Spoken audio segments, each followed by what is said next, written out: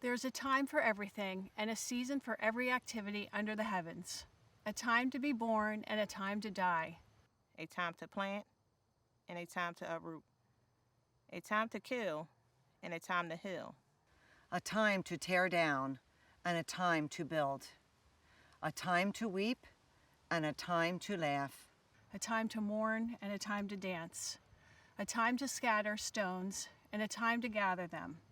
A time to embrace and a time to refrain from embracing. A time to search and a time to give up. A time to keep and a time to throw away. A time to tear and a time to mend. A time to be silent and a time to speak. A time to love and a time to hate. A time for war and a time for peace.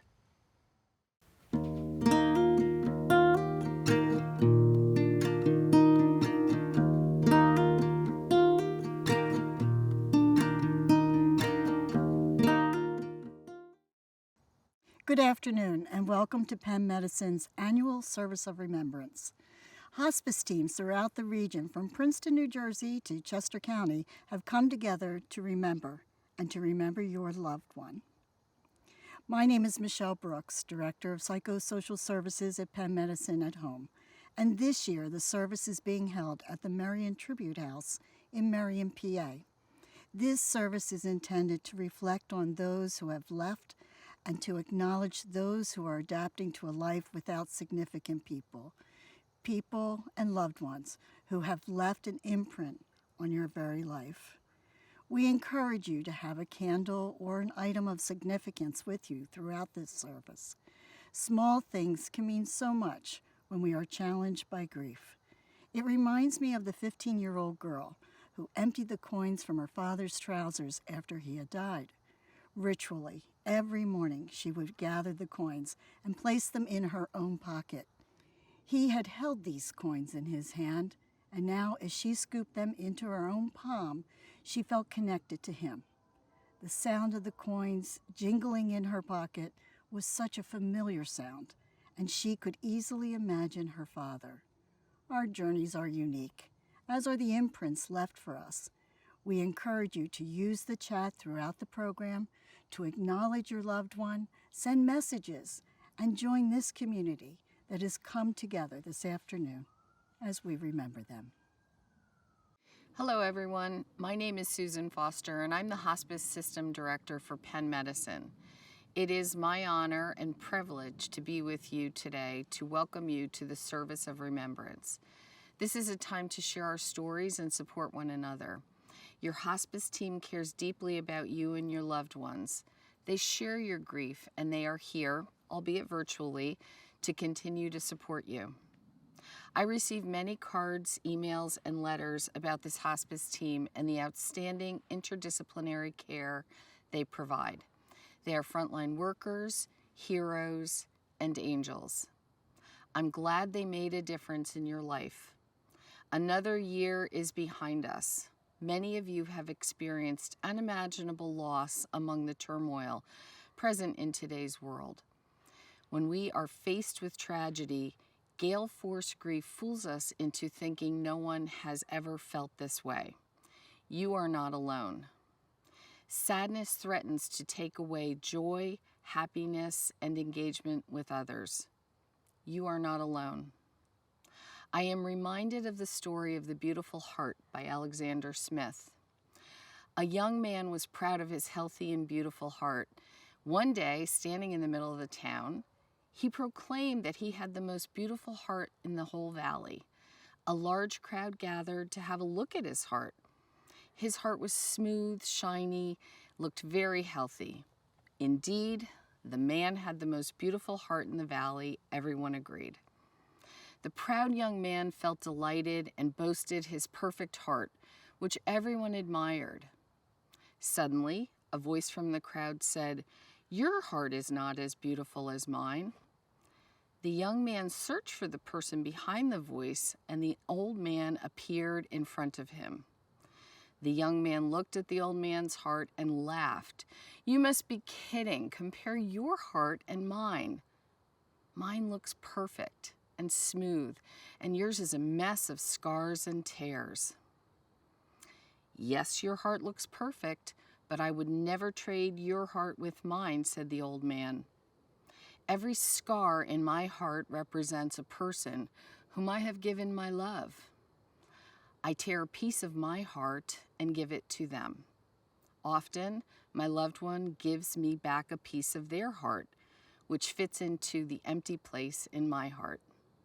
Since everyone loves each other in a different way, their piece of heart may not perfectly fit my heart, so you can see some rough edges. These scars and rough edges remind me of the love we shared," he continued. The young man walked to the old man, reached into his perfect young and beautiful heart, ripped a piece out of it, and offered it to the man with trembling hands. The old man gratefully received his offering, placed it in his heart, and then took a piece from his old heart and placed it in the young man's heart. The young man looked at his heart. It did not look shiny and smooth like it used to, but it was now more beautiful because he could feel the love from the old man's heart flowing into him.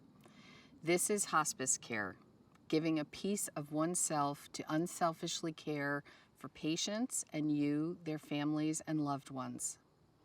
I wish you peace in your journey ahead, and remember, you are not alone. Hello, I'm Stan Savanese. I'm the medical director of Penn Medicine Hospice, and I would like to join Michelle and Sue in welcoming you to our annual service of remembrance. I've been a hospice doctor for many years now, and it's an honor and a privilege to work with the Penn Medicine Hospice team to provide comfort to our patients and to you, their families.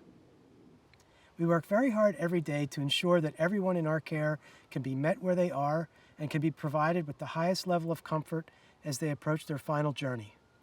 We know that the time you spend with us can be intense, but it is also very special. We appreciate your willingness to allow us to join your family and do what we can to make an untenable situation a little more bearable. When people find out what I do, they almost always ask me, "That sounds so sad. How can you do that every day?" I let them know that working with the sickest of the sick to help them feel as well as they can and to give them the opportunity to enjoy the precious time they have left is a gift greater than anything else I know. I could not imagine doing anything else.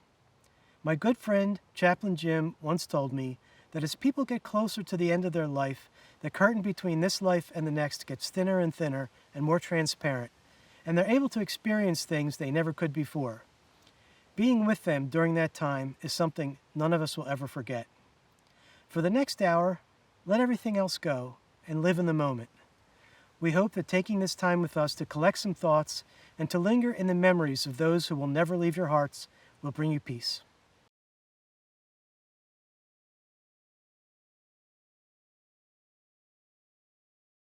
Hello, my name is Stephanie Wilson, and I'm the Chaplain and Bereavement Administrator for Penn Medicine at Home. Today we are honoring the loved ones that have died this year. Leo Buscaglia states, "I know for certain that we never lose the people we love, even to death. They continue to participate in every act, thought, and decision we make. Their love leaves an indelible imprint in our memories. We find comfort in knowing that our lives have been enriched by having shared their love. Today we honor that imprint and connection. We honor the memories we shared with them, their scent that lingers in the air, the sound of their voice, and the words spoken in moments of both joy and sadness. Today, we honor both the laughter and tears that bear witness to the extraordinary relationships that we have treasured and the imprint on our hearts that will not fade with time."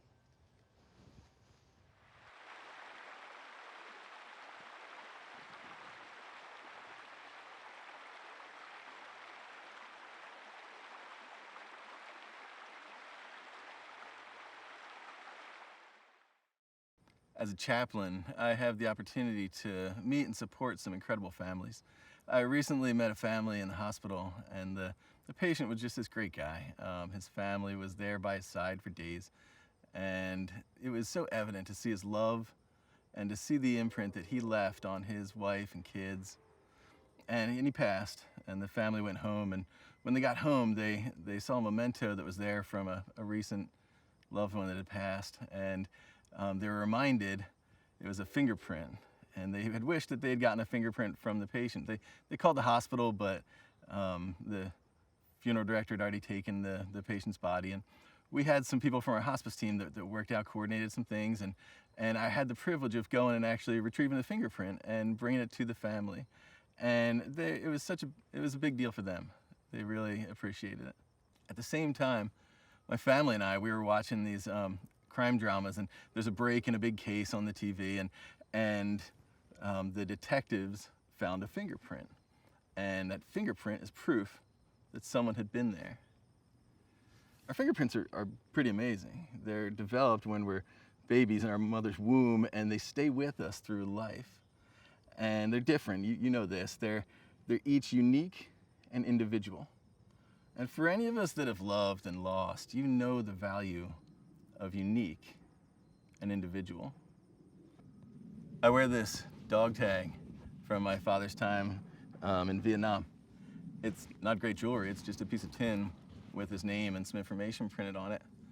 And I like it, though. I don't need a fingerprint on a piece of paper or a piece of tin with a name printed into it to remember the imprint that my father made on the earth. If I want to see the imprint my father made, I just look at my brother, or I look at the things that my kids do. Everywhere around us are these little imprints of the loved ones that we've lost. Today, we honor those imprints in our lives, the proof that they've been here. We honor their memory and their unique and individual place in your life. Today, we're also honoring you. You've left a lasting imprint. The way that you love, the way that you cared for them, and the way that you grieve them. We want to acknowledge and celebrate the unique way that your hands have marked this journey as well.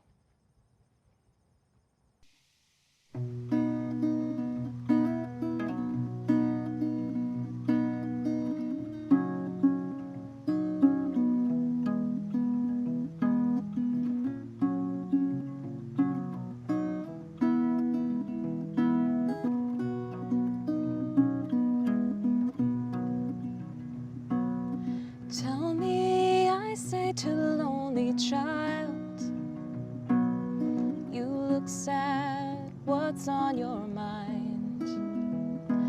Would you like to play for a little while? I'd love to see your happy smile. Tell me, I say to my grieving friend, how can I help your heart mend? An ear, a shoulder, or solitude? Let me know what I can do.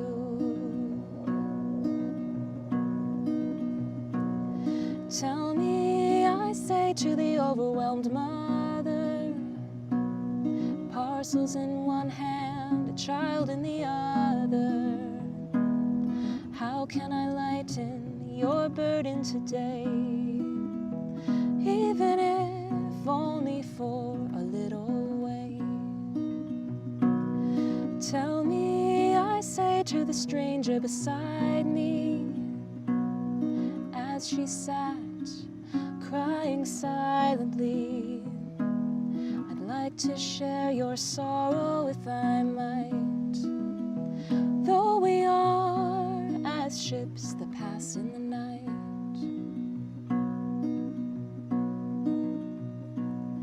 Tell me, whispers a voice in my head, as careworn and afraid I lay in my bed. You are not alone, I'm here with you. Together we'll see these dark days through.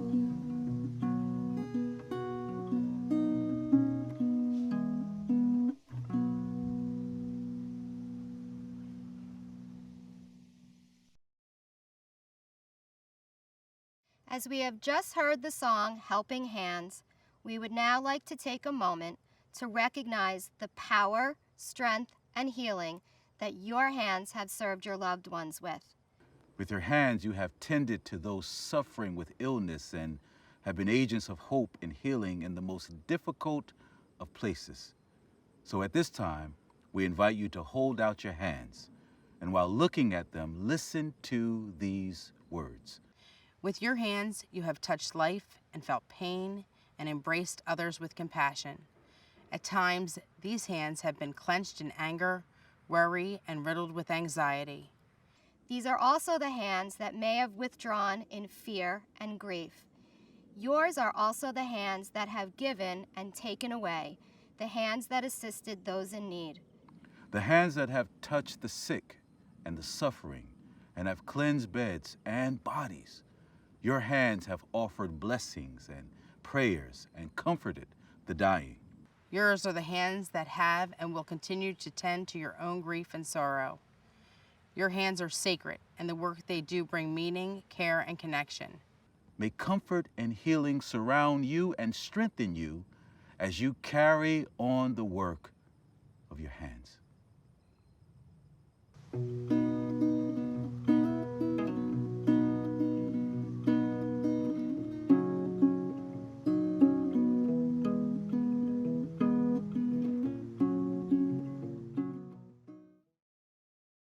We are the Child Bereavement Coordinators at Penn Medicine Hospice, and we are here to represent our youngest grievers. Alan Wolfelt says, if you are old enough to love, you are old enough to grieve. We would like to take a few minutes and share an activity you could try at home. Think for a minute about the imprint a person leaves just by holding your hand. We might feel warm, safe, and comfortable. Let's use your handprint to remember your loved one. You can trace your hand on a piece of paper. Then choose one color for each finger to represent your grief, another color for your love, another for your hope, and another for your courage. For your last finger, write the person's name to honor their memory. Just as they held your hand when they were alive, we hold them in our hearts on this day. We love them, we remember them. Now we would like to share some footage from the ceremony at the end of our children's virtual workshop, where we completed this activity as a group.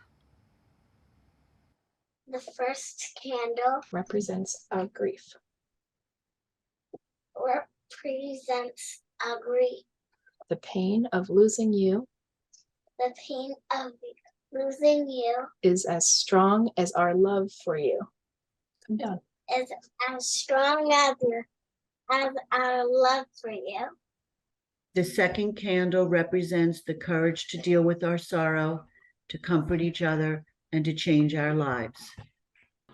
The third candle we light in our memory, the times we laughed, the times we cried, the times we were angry towards each other, the silly things you did, and the caring and joy you gave us. The fourth candle we light for our love as we enter the holiday season and share this day. We light this candle that your light may always shine. The fifth candle we light for hope that will live on through us, never to be erased from our memory, that your lives continue to make a difference in the world, that you are proud of us, and that we will be together again.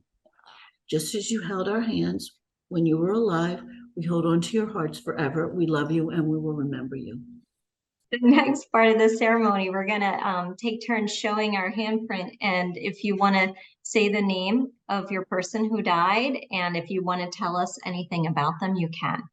That's our handprint for Mom.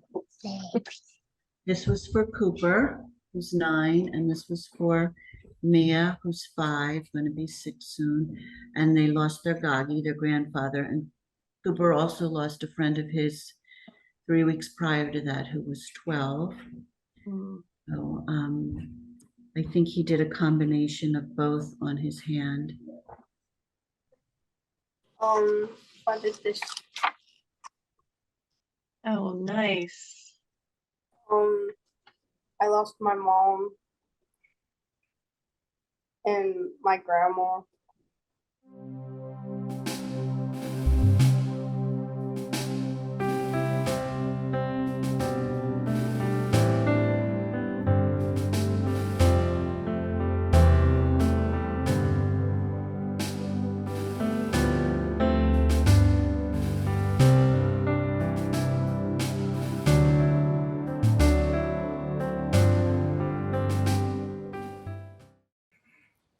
At Penn Medicine Hospice, we try to identify every veteran as they come onto our service in order to honor them for the sacrifices they made for us all.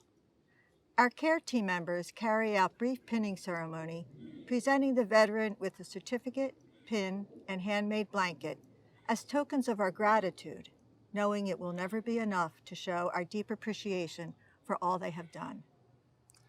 This year, with the help of the students of the Last Writers program from the Perelman School of Medicine, we were able to create memoirs for some of them. The following reading is a passage from the Navy veteran Charles Pearl's memoir regarding his experience in the military and what it meant to him. In 1952, at the young age of 17, Charles joined the Navy, and he went off to Bainbridge, Maryland to complete his initial boot camp training. They gave him a uniform that was worn and baggy. He mentioned the size, and they joked that he would grow into it, which he did. Charles decided to join the military to protect the country, commenting that it was a different time then. While he had no desire to be killed or to kill other people, he realized that if someone didn't decide to make that sacrifice, the rest of the country might not be able to live with the freedoms they enjoyed. When asked about what the flag means to him, he commented, "One thing I do love is this country. When it comes to the flag, it's part of the country. It's a symbol that we're free by my estimation. Only reason we're free is because there are people who have given their lives for us to be free."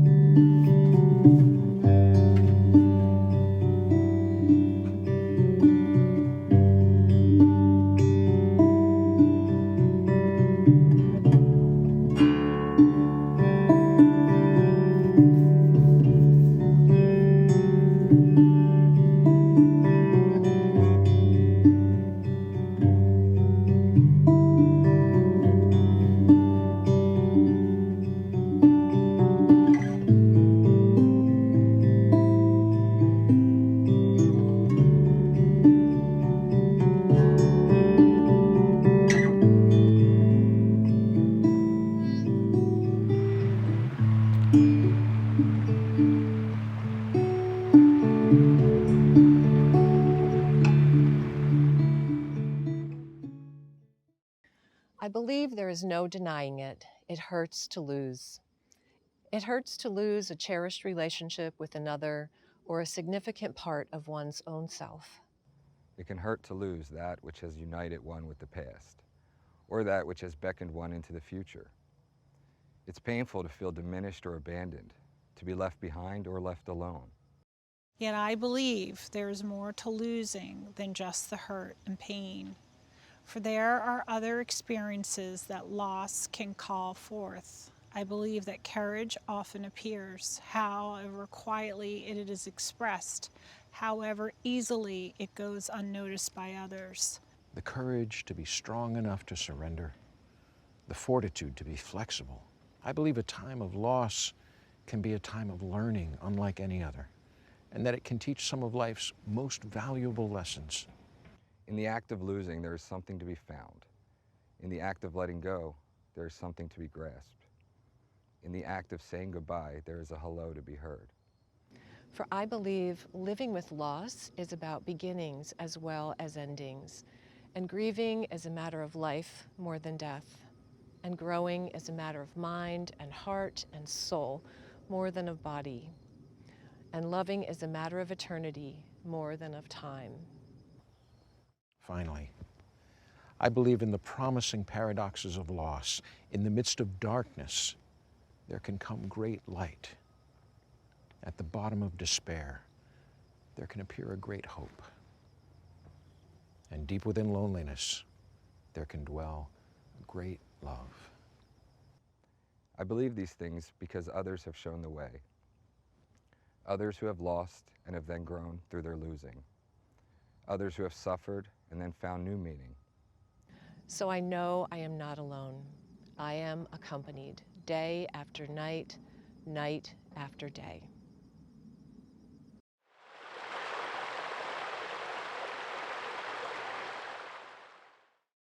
We now turn to the ritual aspect of our service.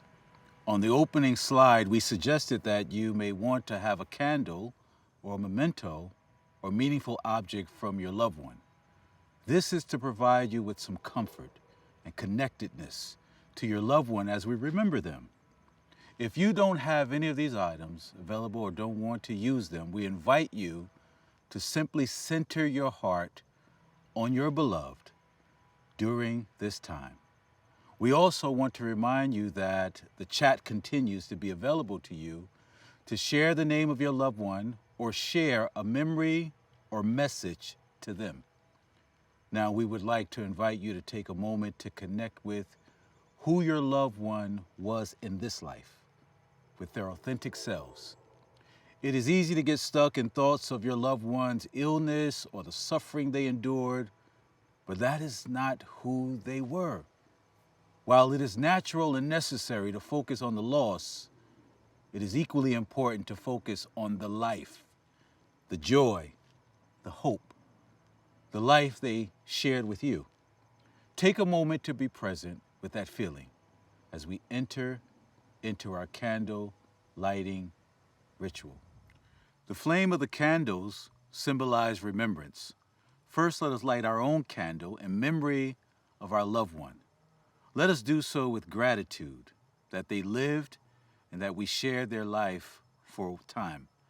May this light also represent our own rebirth and renewal as we seek meaning in life without those we loved, as we strive for joy, peace, and happiness, as we look to the future's promise with our surviving loved ones and share our lives.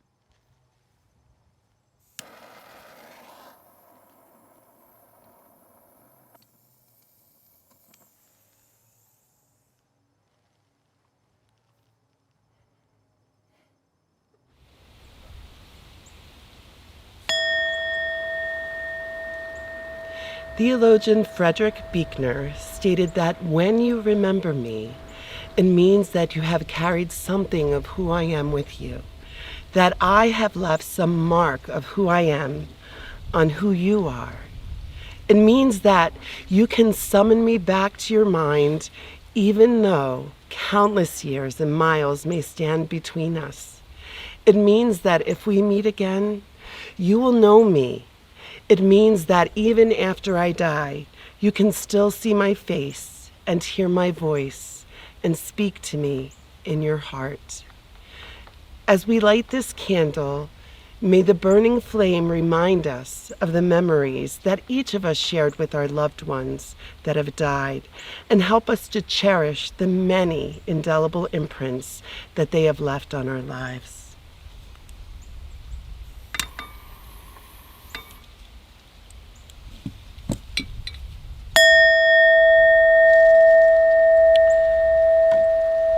Next, we light the candle of love.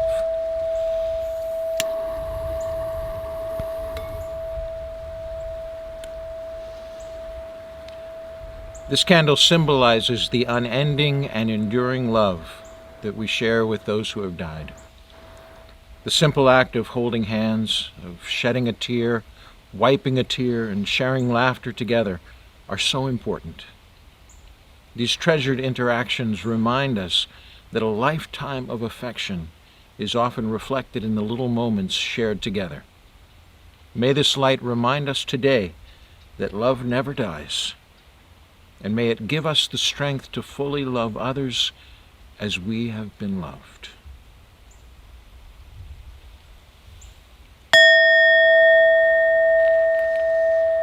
We will now light the candle of mystery.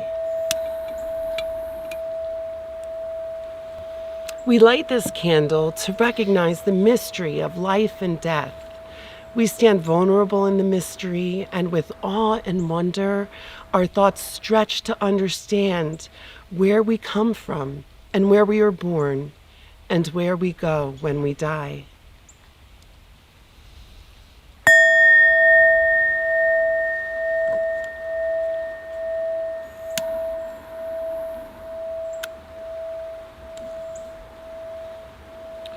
Lastly, we light the candle of peace. We light this candle to acknowledge that peace can be ours even in the midst of pain and loss. Like water, our grief can ebb and flow. At times, grief can be tumultuous, and other times it can be still and calm. Similarly, grief can nourish us, or it can make us feel like we're being drowned.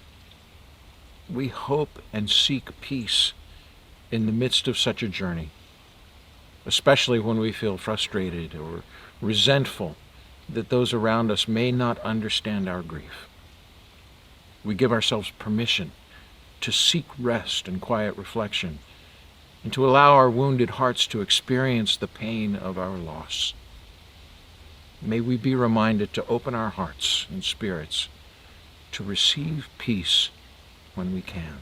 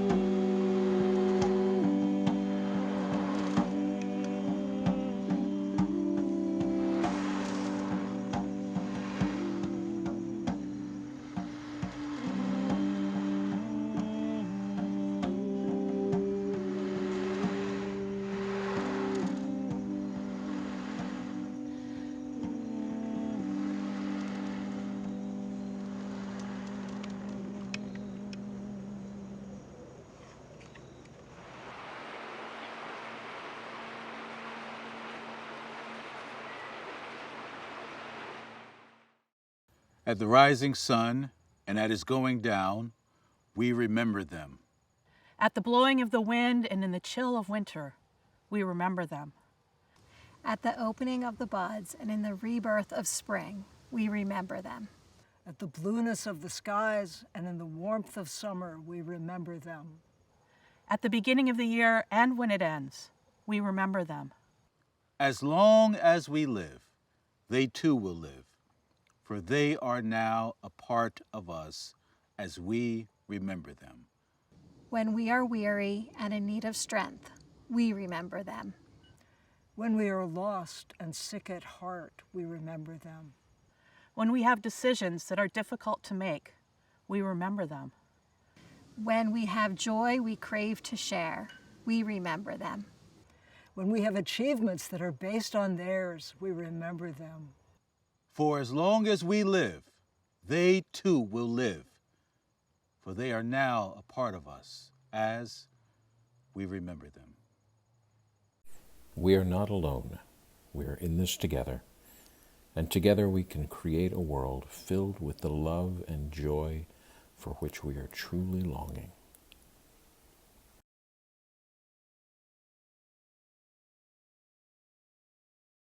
Thank you for joining us for an afternoon of remembering and reflection as we remembered them. Our loved ones gone from our sight, but ever present in our memories.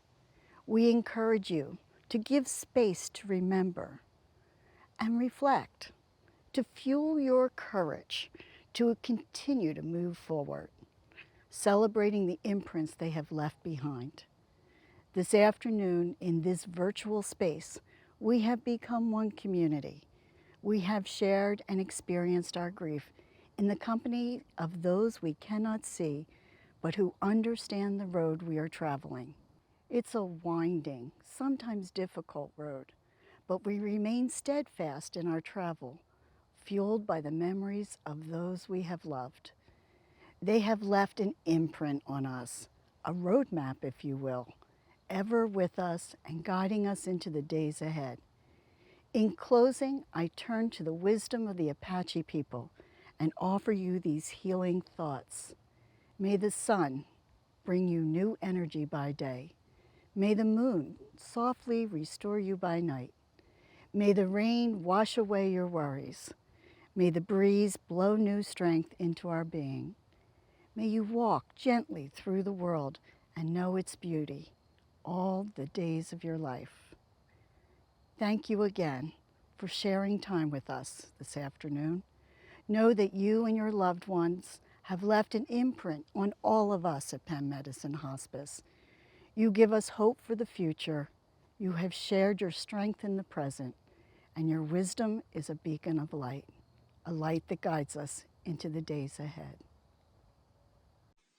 In one of the stars I shall be living, in one of them I shall be laughing. And so it will be as if the stars were laughing when you look at the sky at night.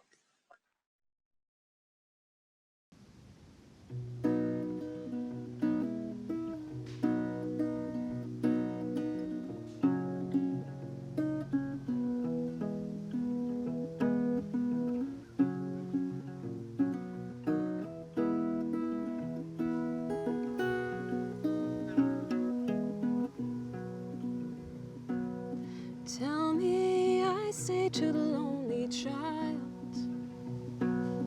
you look sad, what's on your mind? Would you like to play for a little while? I'd love to see your happy smile. Tell me, I say to my grieving friend, how can I help your heart mend? An ear, a shoulder, or solitude? Let me know what I can do.